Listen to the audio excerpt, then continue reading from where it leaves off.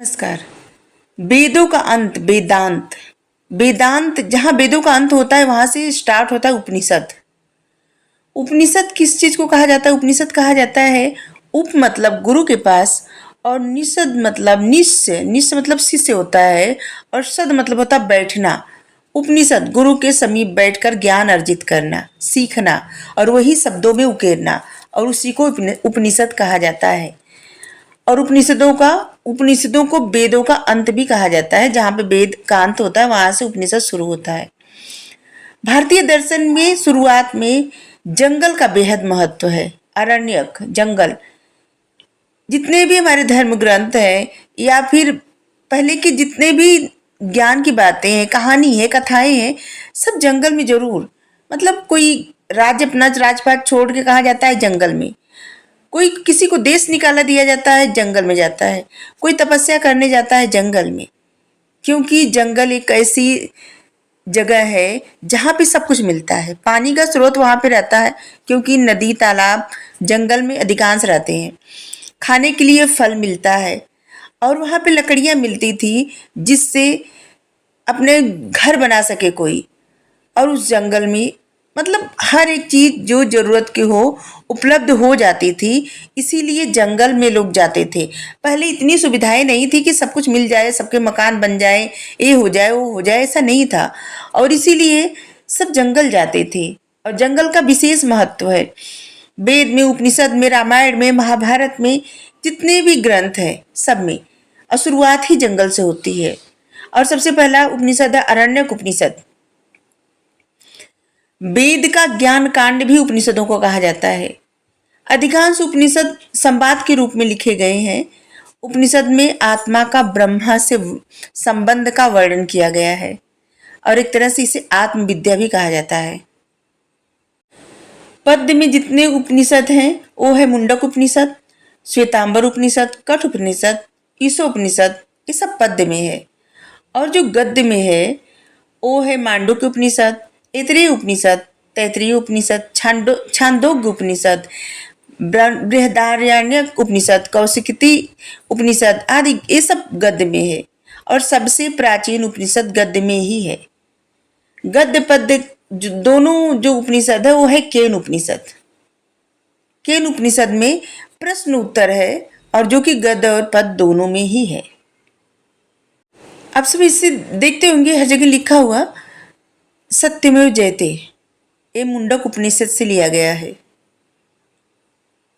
108 उपनिषदों में मुक्ति को उपनिषद मिलता है।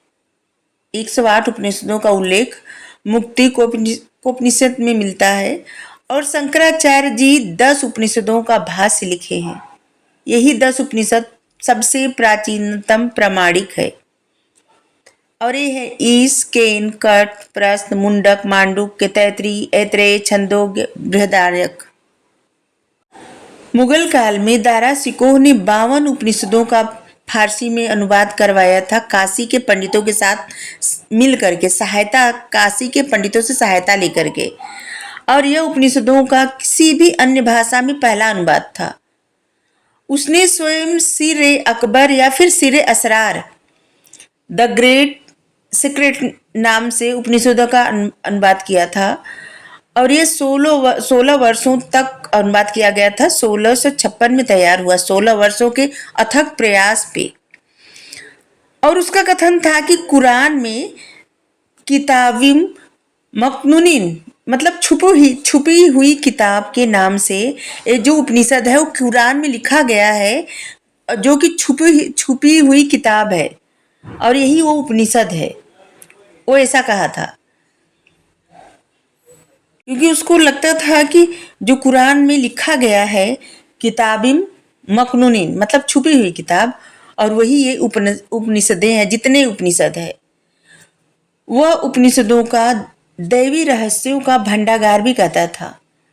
1640 में दारा शिकोह कश्मीर की यात्रा पर गया, और वहीं से उसने सर्वप्रथम उपनिषदों की कीर्ति सुनी।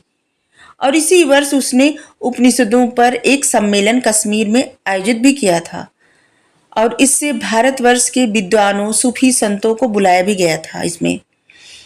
दारा सिकोह के फारसी अनुवाद को वर्नियर अपने साथ फ्रांस ले गया और वहां पे अनक्विटिल डू पेरोन नाम से फ्रेंच विद्वान जो कि जिंद अवस्था के अन्वेषक को प्राप्त हुआ।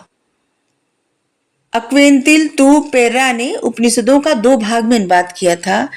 एक भाग फ्रेंच भाषा में थे जो कि कभी भी प्रकाशित नहीं हुआ, आज भी अप्रकाशित है, और दूसरा दूसरा लैटिन भाषा में है। लैटिन जो कि अमेरिकी भाषा है। इस भाषा में 1801 में औपन नेखट अजीब अजीब नाम रहते उपनिषद नाम से प्रकाशित हुए। जर्मनी के दार्शनिक शोपेनहावर ने लैटिन भाषा अनुवाद ही पढ़ा था और जो हिंदी संस्कृत में वो नहीं पढ़ा था और ना ही फारसी में पढ़ा था, वो जो अनुवाद हुआ था लैटिन की भाषा में उसी को पढ़ा था और वो लिखा था कि संसार में उपनिषदों की भांति ऊंचा उठाने वाला और कोई साहित्य नहीं है।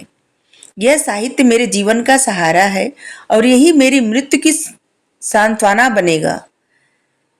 शोपेनहावर ने उपनिषदों को मानवीय विद्वता की सर्वोत्तम कृति बताया है और अपने गुरुत्रयी प्लेटो और कांट में सम्मिलित किया है।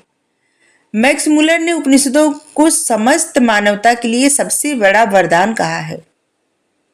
Thank you. ये है हमारे धर्म ग्रंथ।